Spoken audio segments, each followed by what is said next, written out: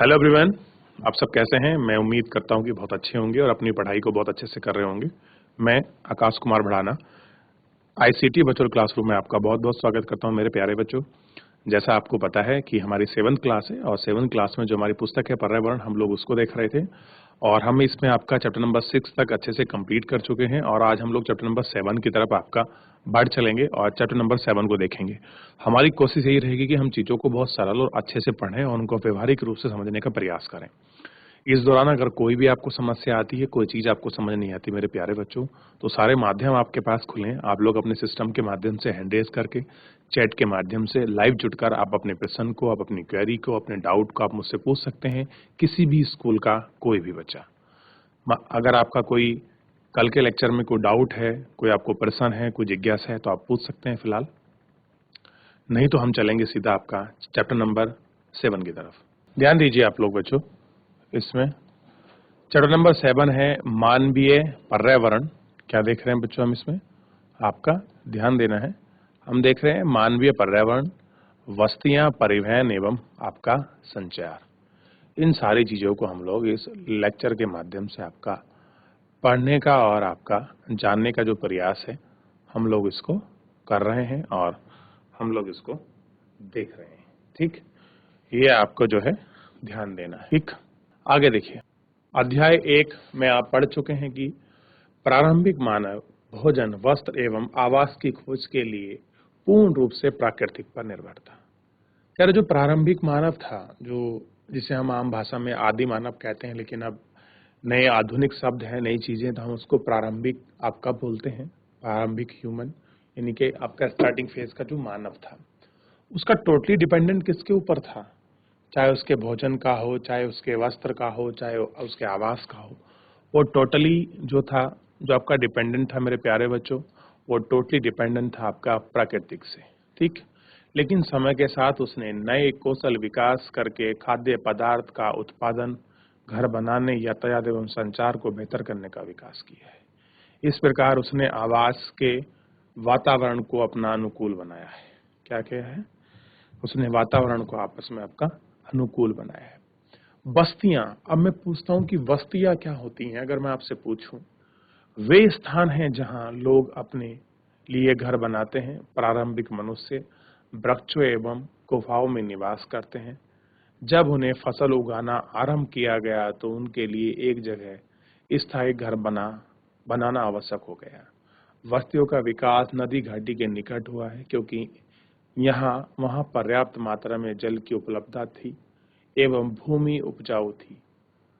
व्यापार, वाणिज्य एवं विनिर्माण के विकास के साथ ही मानव बस्तियां बड़ी हो गई थी। नदी घाटी के निकट बस्ती पनपने लगी एवं सभ्यता का विकास हुआ। क्या आपको सिंधु, टिगारी, नील, हवांग नदियों के किनारे विकसित हुई हैं? इन सभ्यताओं का नाम आपको याद है? क्या आप इन सभ्यताओं के नाम को जानते हैं? ठीक, बस्तियां स्थायी या अस्थायी हो सकती हैं। कह रहे जो बस्तियां हैं वो आपका परमानेंट और आपका अनपरमानेंट आपकी हो सकती है। ठीक, अब देखिए, मैं आपसे पूछूं स्थायी बस्ती क्या होगी? जहां पर कोई अपना घर बनाकर, झोपड़ी बनाकर वहां अपने आप को रहने के लिए फेवरेबल कंडीशन समझे। ठीक, अस्थायी क्या सोच सकती है कि आपका किसी मौसम विशेष में ही खाली लोग वहां रहें और उसके बाद उस स्थान को खाली कर दें या कहीं वहां से दूसरी तरफ मूव कर लें। तो ऐसी जगह को हम क्या कह सकते हैं कि ये जगह क्या है बच्चों? आपका स्थायी प्रवास के लिए आपका नहीं है। ये आपको थोड़ा सा ध्यान रखना चाहिए। ठीक है, आगे देखिए थोड़ा सा। जो बस्तियां कुछ समय के लिए बनाई जाती हैं, जो बस्तियां कुछ समय के लिए बनाई जाती हैं, उनको अस्थायी कहते हैं, बस्तियां कहते हैं। जैसे घने जंगल, गर्म एवं ठंडे क्षेत्र तथा पर्वतों में आकर निवास। अस्थायी बस्तियों में रहते हैं। आखेटक, संग्रहक, स्थानांतर, कृषि एवं ऋतु प्रवास करते हैं। यदि अधिकांश बस्तियां आज स्थायी बनी हैं, इन बस्तियों में लोग रहने के लिए घर बनाते हैं और लोग क्या करते हैं? इनमें स्थायी रूप से रहने के लिए क्या करते हैं? अपना घर बनाते हैं। ये आपको ध्यान चाहिए। देखिए, कुछ इस प्रकार की आपका मानव बस्ती होती है। क्या है? कुछ इस प्रकार की आपका मानव जो बस्ती है वो आपकी होती है। ऋतु प्रवास लोगों के मौसम के आवागमन को ऋतु प्रवास कहते हैं। कह रहे जो मौसम का आवागमन है उसी आवागमन को हम ऋतु प्रवास कहते हैं। जो लोग पशु पालते हैं वे मौसम में परिवर्तन के अनुसार नए चारागाह की खोज में निकल जाते हैं। क्या करते हैं? वे आपके मौसम की जो चाल है, जो खोज है, उसकी तलाश में आपका जो है वो निकल जाते हैं। मैरी का जन्मदिन था। केक काटने के लिए वह अपने मित्रों के साथ गुरमीत की प्रतीक्षा कर रही थी। आखिरकार थकी, खांसती, हाँफती हुई गुरप्रीत पहुंची। उसने बताया कि अत्यधिक यातायात जाम था। मैरी की मां मिथेस थॉमस ने गुरप्रीत की पीठ थपथपाकर गहरी सांस भरी। ओह, हमारे शहर में बहुत प्रदूषण है। क्या कहा है? कि हमारे शहर में बहुत प्रदूषण यानी कि पोल्यूशन है। प्रसाद हाल ही में गांव से आया था। उसने पूछा, शहरों में इतना प्रदूषण तथा यातायात जमा क्यों होता है? शहरों में बढ़ती आबादी के कारण दिन प्रतिदिन वाहनों की संख्या बढ़ती जा रही है। मैरी के पिता मिक थॉमस ने कहा। मैरी ने पूछा, तब लोग शहर क्यों आते हैं? उनकी मां ने उत्तर दिया, वे यहाँ नौकरी, बेहतर शिक्षा एवं चिकित्सा सुविधाओं की तलाश में आते हैं। फिर मैरी ने फिर पूछा, यदि इतनी संख्या में लोग अधिक शहर में आते रहेंगे तो ये सारे लोग कहाँ रहेंगे? मिस थॉमस ने कहा, यही कारण है कि अत्यधिक संख्या में गंदी बस्ती और अवैध कब्जे वाली बस्तियां दिखाई देती हैं। जहां लोग भीड़-भाड़ अथवा अस्वास्थ्यकारी परिस्थितियों में रहते हैं। शहरों में जल एवं विद्युत की कमी एक सामान्य समस्या है। प्रसाद ने कहा, हमारे गांव में बड़े सिनेमाघर हैं, अच्छी सुविधा वाले स्कूल, अच्छे अस्पताल नहीं हैं, लेकिन हमारे यहाँ बहुत सारी खुली भूमि एवं सांस लेने के लिए ताजी हवा मिलती है। मेरे दादाजी बीमार थे तो उनका शहर में आना, अस्पताल में आना उनको पड़ा था। क्या करना पड़ा उनको? शहर में आना पड़ा। ऊपर दिए गए संवाद में बस्ती के दो विभिन्न चित्रण हमारे सामने आते हैं, ग्रामीण एवं शहरी बस्तियां। गांव बस्तियां होती हैं जहां लोग कृषि, मत्स्य पालन, वानिकी, दस्तकार, पशुपालन संबंधित कार्य करते हैं। ग्रामीण बस्तियां सघन या प्रकीर्ण होती हैं। सघन बस्तियों में घर पास पास में बने होते हैं। प्रकीर्ण बस्ती में लोग के घर दूर दूर व्यापक क्षेत्र में फैले हैं। इसी प्रकार की बस्ती मुख्यतः पहाड़ी क्षेत्रों, घने जंगल, अति उष्ण जलवायु वाले क्षेत्र में पाए जाते हैं। क्या होते हैं? अति उष्ण बस्ती वाले क्षेत्रों में पाए जाते हैं। ग्रामीण क्षेत्रों में लोग अपने पर्यावरण के अनुकूल घर बनाते हैं। अत्यधिक वर्षा वाले क्षेत्रों में ढाल वाली छत बनाते हैं, जिनका स्थान में वर्षा का जमा होता है। वहाँ ऊंचे प्लेटफॉर्म अथवा शिफ्ट का घर बनता है। गर्म जलवायु वाले क्षेत्रों में मिट्टी की मोटी दीवारें घर पाई जाती हैं। इनकी छतें फूस की बनी होती हैं। स्थानीय सामग्री जैसे पत्थर, पंख, चिकनी मिट्टी, तरण आदि का उपयोग घर बनाने के लिए किया जाता है। कह रहे कि इन सब चीजों को बनाने के लिए हम लोग क्या करते हैं? अपने घर का प्रयोग करते हैं। नगरीय बस्ती में नगर छोटे और शहरों में उनकी बड़ी बस्ती होती हैं। नगरीय क्षेत्रों में लोग निर्णय, व्यापार, सेवा क्षेत्र में कार्य करते हैं। अपने राज्यों के कुछ गांव, नगर, शहरों के नाम लिखिए। कह रहे जो आपके गांव हैं, जो नगर हैं, आपको उनके सबके क्या लिखने हैं? नाम लिखने हैं। तो आप उनके नाम लिख सकते हैं। तो अब देखिए, ये मकान आपके बने हैं।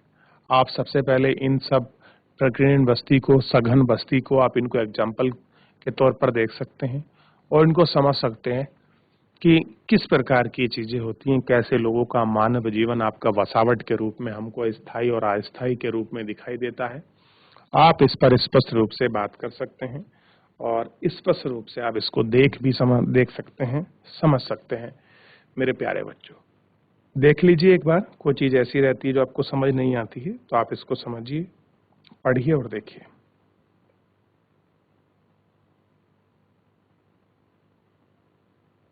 देख लिया आप लोगों ने?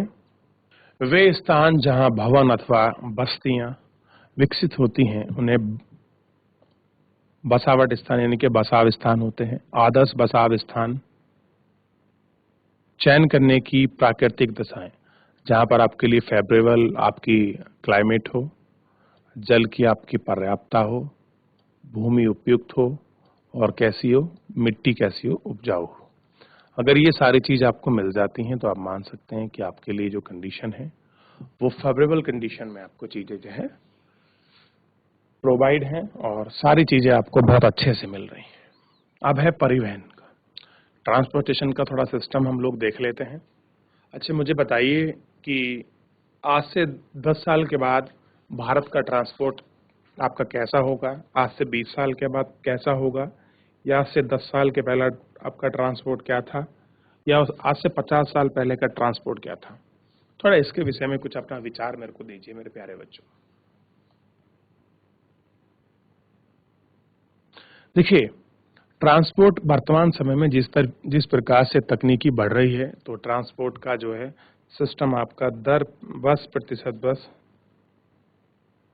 क्या हो रहा है, आपको थोड़ा सा मतलब ये दर प्रति दर जो आपका बढ़ेगा हमारा। परिवहन लोगों एवं सामान के आवागमन के साधन होते हैं, परंतु पुराने समय में अधिक दूरी की यात्रा करने के लिए अत्यधिक समय लगता है। उस समय लोग पैदल चलते थे एवं अपने सामान को ढोने के लिए पशुओं का प्रयोग करते थे। पहिए की खोज से परिवहन आसान हो गया। समय के साथ परिवर्तन, विभिन्न संसाधनों का विकास हो गया, लेकिन आज भी लोग परिवहन के लिए पशुओं का उपयोग करते हैं। क्या करते हैं? परिवहन के लिए आपका पशुओं का जो उपयोग है वो आपका करते हैं। हमारे देश में सामान्यतः गधे, खच्चर, बैल, ऊंट का प्रयोग किया जाता है। दक्षिण अफ्रीका के एंडीज पर्वतों में लांबा का उपयोग उसी तरह से होता है जिस तरह तिब्बत में आपका याक का उपयोग होता है। देखिए, दक्षिणी अफ्रीका में क्या मिलता है आपका? लांबा, और एंडीज पर्वत की बात कर रहे हैं। ठीक है। प्रारंभ में अन्य देशों के व्यापारियों को भारत पहुंचने में अनेक महीने लग जाते थे। वे समुद्री मार्ग या थल मार्ग से आते थे। हवाई यात्रा ने परिवहन को दुरुस्त बनाया है। आज भारत से यूरोप की यात्रा करने में केवल 6 से 8 घंटे का समय लगता है। इसी प्रकार परिवहन के आधुनिक समय और ऊर्जा की बचत करते हैं। ठीक, क्या करते हैं? इनके आधुनिक बचत करते हैं। भारत में अनेक राष्ट्रीय एवं राज्य मार्ग हैं। भारत में एक्सप्रेसवे का निर्माण नवीनतम है। स्वर्णिम चतुर्भुज महामार्ग दिल्ली, बॉम्बे, चेन्नई एवं कोलकाता को जोड़ती है। परिवहन के 4 मुख्य साधन हैं: सड़क मार्ग, रेल मार्ग, जल मार्ग और एवं बच्चों आपका वायु मार्ग।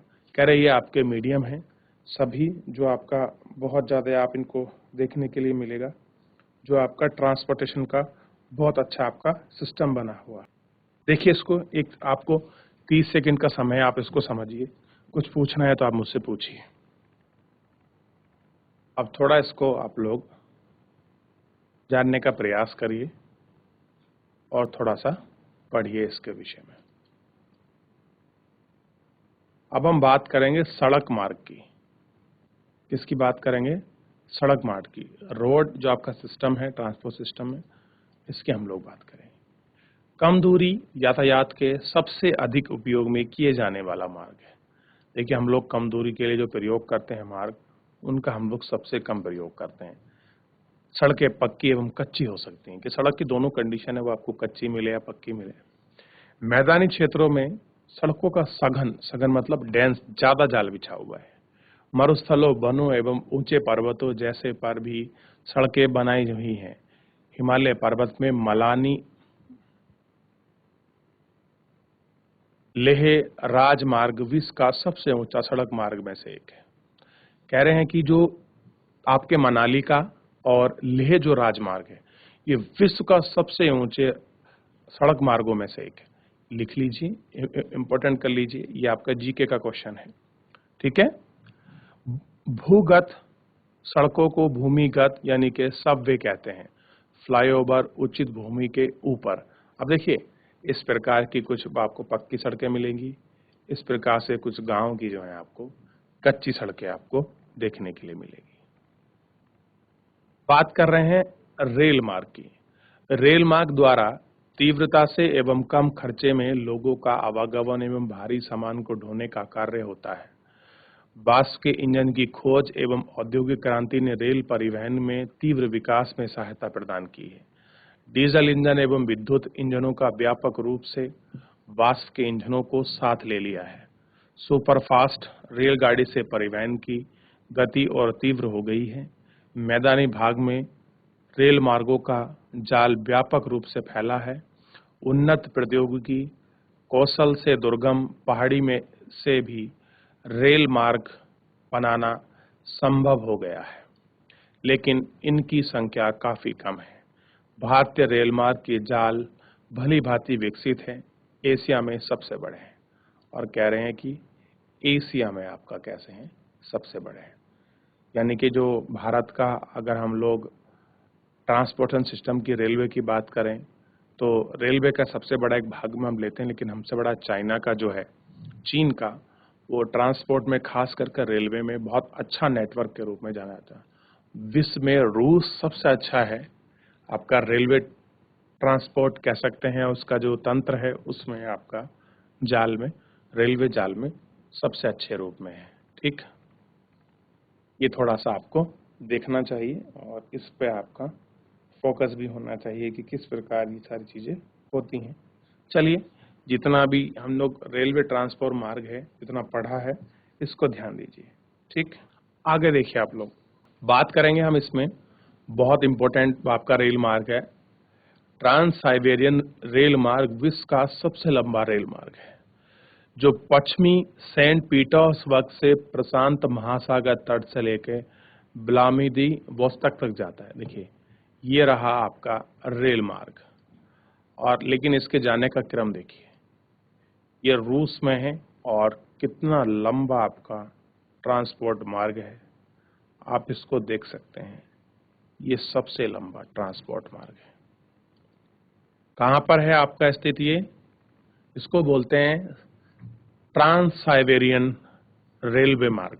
ये आपको ध्यान होना चाहिए। ये आपका रशिया में पड़ता है, रूस में।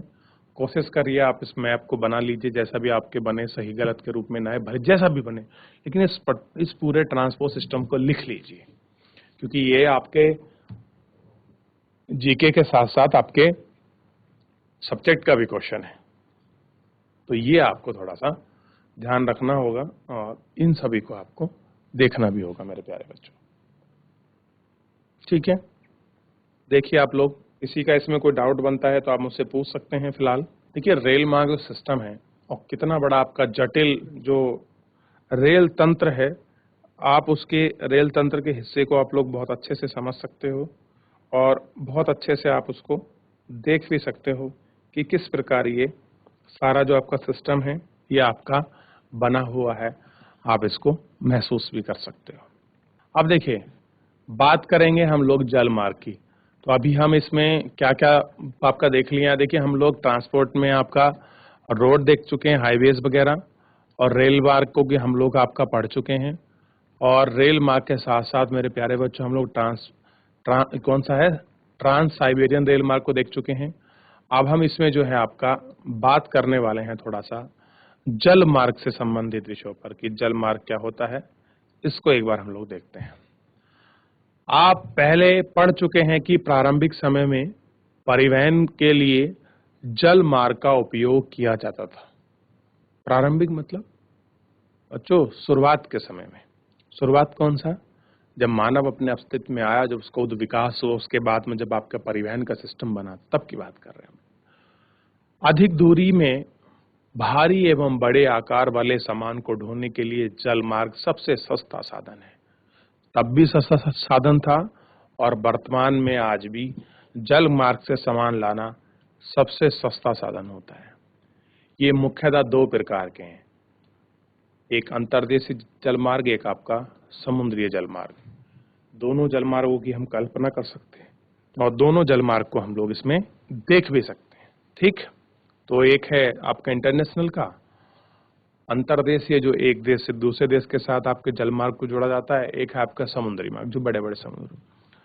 नव्य नदियां एवं झीलों का उपयोग अंतर्देशीय यानी कि जो आपके देश के अंदर व्यापार हो रहा है के लिए होता है। कुछ इसमें महत्वपूर्ण है, जैसे गंगा ब्रह्मपुत्र नदी, ये इसका ट्रांसपोर्ट हाईवे है। सबसे पहले गंगा और ब्रह्मपुत्र के बीच कुछ इस तरह से होता है।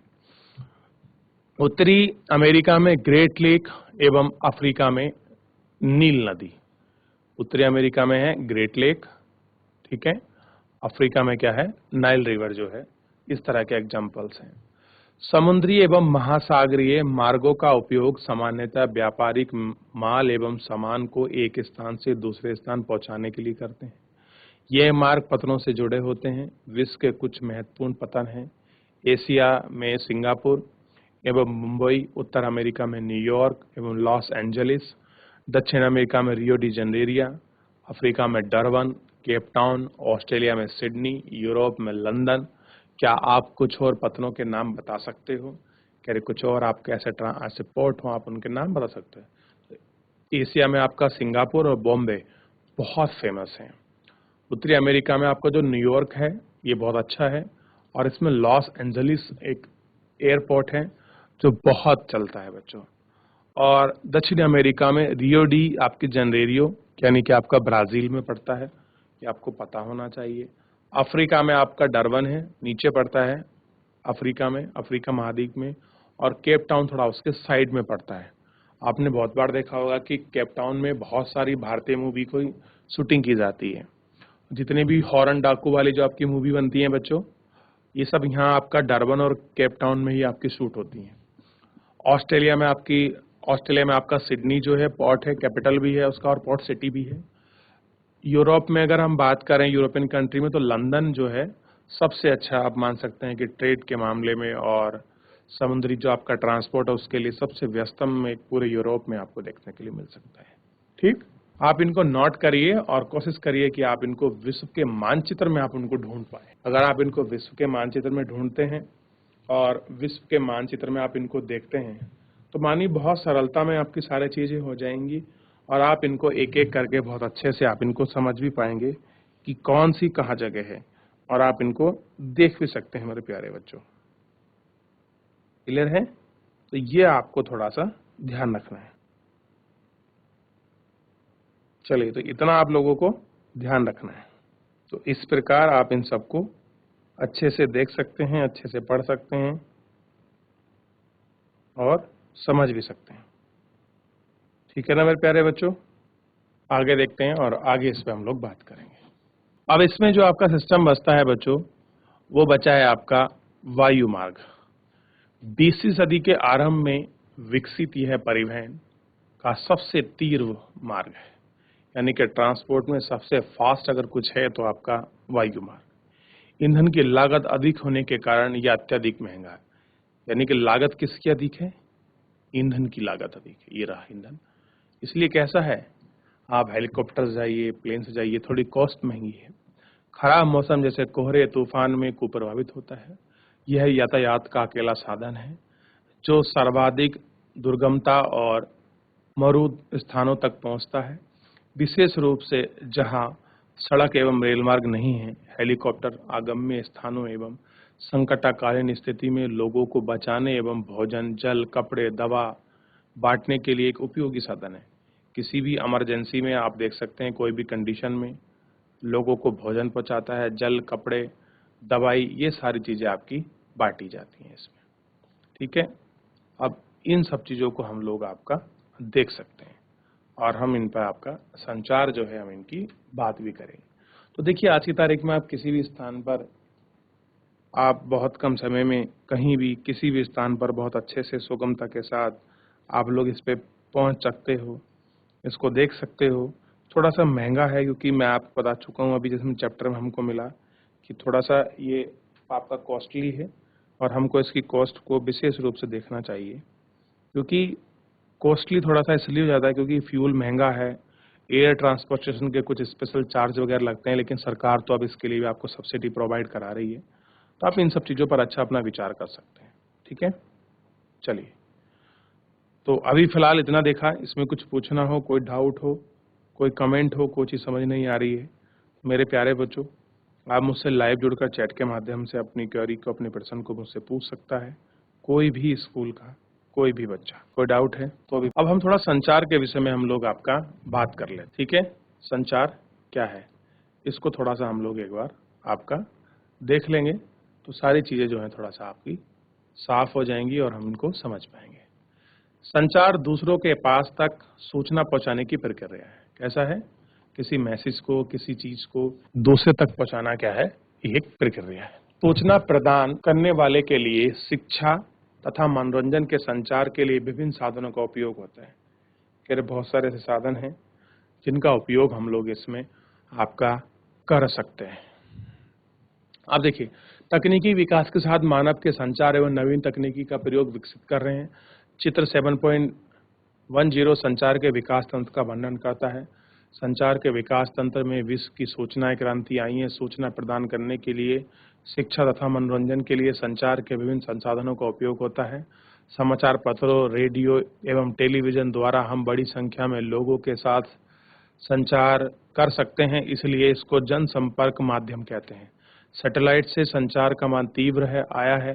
तेल की खोज, वनों की सर्वेक्षण, भूमिगत खनिज संपदा, मौसम पूर्वानुमान, आपदा पूर्व चेतावनी में सैटेलाइट सहायता होती है। अब हम इंटरनेट के माध्यम से इलेक्ट्रॉनिक मेल यानी कि ईमेल भेज सकते हैं और हम सर्कुलर फोन द्वारा बेतार टेलीफोनग्राफी संचार आदि में लोकप्रिय बन चुकी हैं।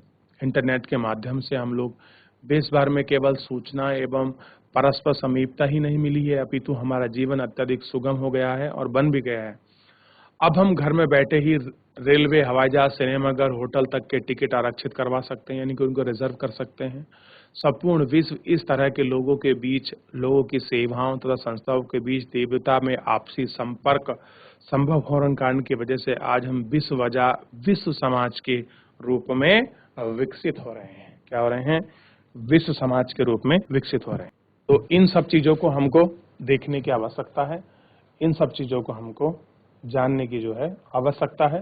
ये देखिए, चैप्टर जो है आपका खत्म ही हो चुका है बच्चों। थोड़ा सा ध्यान, हमने पूरा इसको देख लिया। ये थोड़ा सा जो एक बार ये है, मैं आपको डिस्प्ले में शो करा दूंगा, आप इसको लास्ट में एक बार जरूर देख लीजिए मेरे प्यारे बच्चों। ये थोड़ा सा रेलवे ट्रांसपोर्ट का सिस्टम का मैप है, आप इसको जरूर देखिए, ठीक है? तो बच्चों, ये चैप्टर भी हमारा समाप्त हो गया। बहुत अच्छे से हमने चैप्टर को पढ़ा, देखा और जाना है। कोई भी किसी प्रकार का डाउट बनता है तो मेरे प्यारे बच्चों, आप मुझसे लाइव जुड़कर चैट के माध्यम से आप अपनी क्वेरी को, अपने प्रश्न को मुझसे पूछ सकता है। कोई भी स्कूल का कोई भी बच्चा। तो फिलहाल आज के लिए इतना ही, मिलते हैं नेक्स्ट लेक्चर में। तब तक अपना ध्यान रखिए, स्वस्थ रहिए, अपनी पढ़ाई को बहुत अच्छे से करते रहिए। मुझसे जुड़ने के लिए आपका बहुत बहुत धन्यवाद।